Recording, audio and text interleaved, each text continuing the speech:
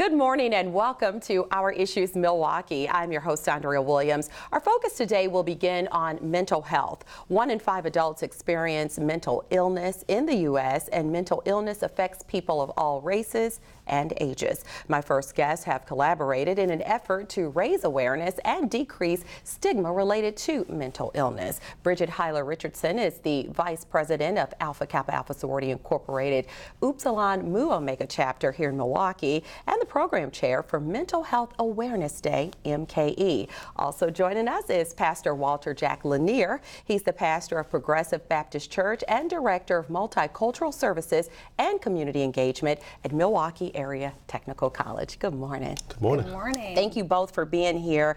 And as I mentioned, Mental Health Awareness Day, MKE, it's coming up on Wednesday, October 25th. If you would tell us more about it and how the public can get involved.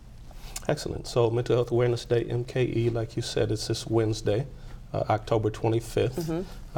You can sign up via an Eventbrite. If you go to Eventbrite and look up Mental Health Awareness, MKE, people can sign up there. Okay. They could also call our office at 297-7710. It's an all-day event that we're doing in collaboration. It's the AKAs, MATC, NAMI of Greater Milwaukee, Behavioral Health Division of Milwaukee County, a large collaborative of folks to raise awareness and decrease stigma. Yeah, that's what it's all about at the end of the day, because we're at a place where more and more people are talking about it, but that is because of the awareness that's being spread. It is one of the things that I've learned. So I've been pastoring for about 5-6 years now. And we launched a ministry there in 2012 that birthed some of this collaborative activity. And what I learned in that community of faith where I lead is the high bar and high hurdle really is decreasing stigma and making it okay for people to talk about mental illness, making it regular, just like any other illness that one might have. If I had asthma or diabetes or, God forbid, cancer, or if I bumped my knee and needed to go to a doctor, I could talk about it in the community. Yeah. But if I had mental illness, we have this stigma, and so we keep it quiet. And as a result, people suffer twice. So creating the space for people to talk about it comfortably is very important. So I want to make the public aware of some of the things that's going on throughout this all-day affair. You have mental health resource tables that are going to be in place to really give people an idea of some of the resources that are out there dealing with mental health, right? Yeah, correct. We're going to have about 20 resources, maybe even a few more tables that will be there throughout the day. They'll probably set up, we're thinking, around 9:30 a.m. and go till around noon. And students from MATC are free to come in, free for the public, be right there for everyone, very convenient. And then at noon, we're going to actually be showcasing or having a workshop on the ACEs study, which is on adverse childhood experiences. And Mr. Michael Jeranger will be facilitating that for us, and then we'll also have a question and answer period as well. So again, the goal is to, like I said, make the conversation and have something comfortable for everyone. So then we'll still have resources tables available after Mr. Jeranger finishes. Take a little bit of a break, and then we will come back and really prepare for the play pieces.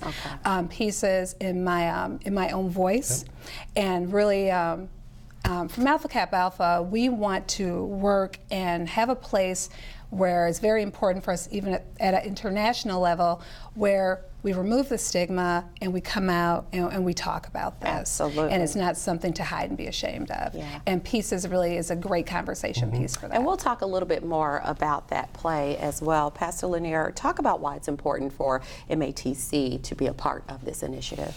I appreciate that question. MATC is one of our quiet jewels. For some other people know about it, but it is a school. We've got about 35,000 students. It's the most diverse college in the state of Wisconsin, and it's a hub for a lot of activity. When you come to MATC, you will come across every race, creed, color, religion, sexual orientation, country of origin.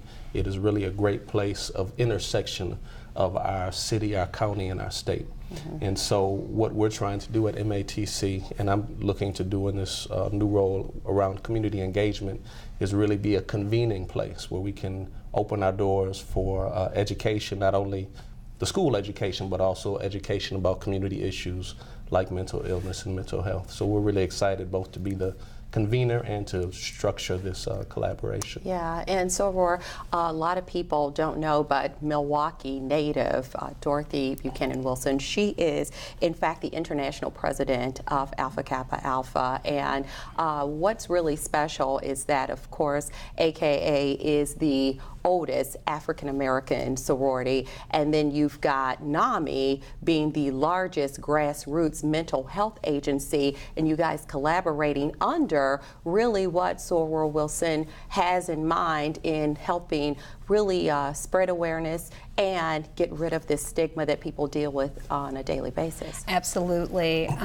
We couldn't be more excited and more proud of Dr. Buchanan Wilson, who is a Milwaukee native, been here a long time, actually not Milwaukee native, but been here a long time. And she had the foresight when she went into her, her administration about 4 years ago, getting ready to wrap up, under launching new dimensions of service. Yeah. And her vision was for us to really have the conversation, you know, not be embarrassed of these things, but go out and you know, comfortably seek the help. And that's what we've been doing really across the country. And she should be even joining us next week, Wednesday, you know, for the event, and taking time out of her calendar to be here. So it really is something that's very, very special to us. And we're very proud of her and looking forward to bringing this to others and just having that resource that that's so important. Yeah, and you did mention that this has been successful within the sorority internationally, and so with her wrapping up that tenure, this is something that she can say definitely has been successful. Absolutely. It's been touching lives in so many ways, and we know that mental health, we're just hearing of throughout the family, and we also have a family strengthening focus. So, you know, teachers, children, adults, you know, it's the gamut. So it's really just impacting so many people, and this is a way to try to really get out and reach others and give them the service and the resources that either they would not be able to get themselves, or they just might not be comfortable getting it themselves. Yeah, and you had mentioned the play Pieces in My Own Voice. I had a chance to see this last year when it was held at the main library, and it's very powerful. It's put together by Brenda Wesley, who works with NAMI. This is going to be performed at Cooley Auditorium on the 25th, and what time will that be? 5:30 is open for registration and some pre-networking event. This is a relaunch of the adult version, because there's a youth version as well, and one coming up, in fact, this Saturday at North Division. So it's the adult version. It will be available for in-deaf and hard of hearing, so that's new.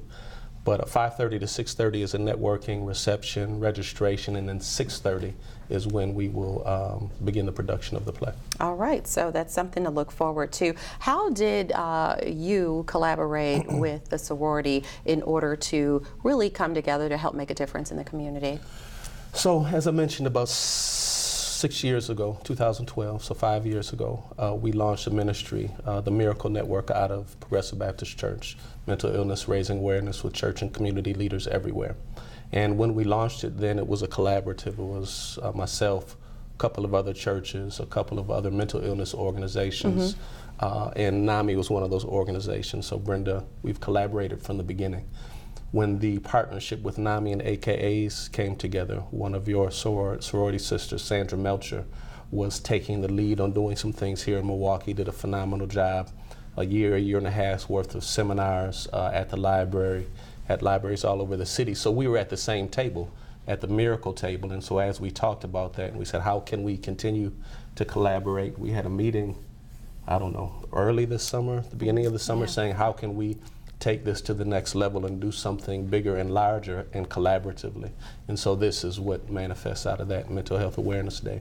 Good stuff. All right. Again, happening on Wednesday, October 25th, and statistics show that people who are impoverished, homeless, incarcerated, or have substance abuse problems, they're at a higher risk for dealing with mental health issues. And African Americans living below the poverty level are 3 times more likely than others to report psychological distress. And with all of that said, we translate that to some of the issues that we deal with right here in the city of Milwaukee. At the top of the list when it comes to poverty.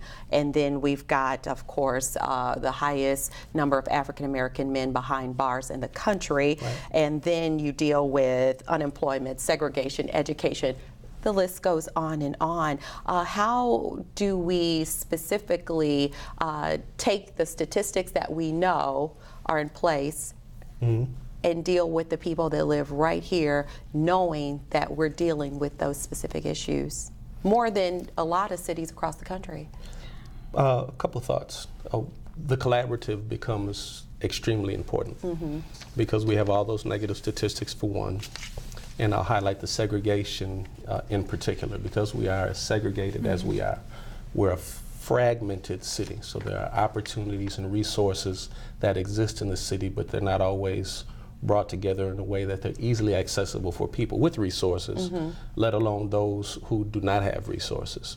So when you have the faith community like here, Progressive, Pastors United, Micah collaborating with an organization like the AKAs and NAMI and MATC Community College, Rogers Memorial, and others who are on the ground working with people richly in community, then we're able to have a unified message and to touch in places where the systems don't always reach. Yeah, that's amazing. Yeah, I would agree. And then also, I would say just knowledge.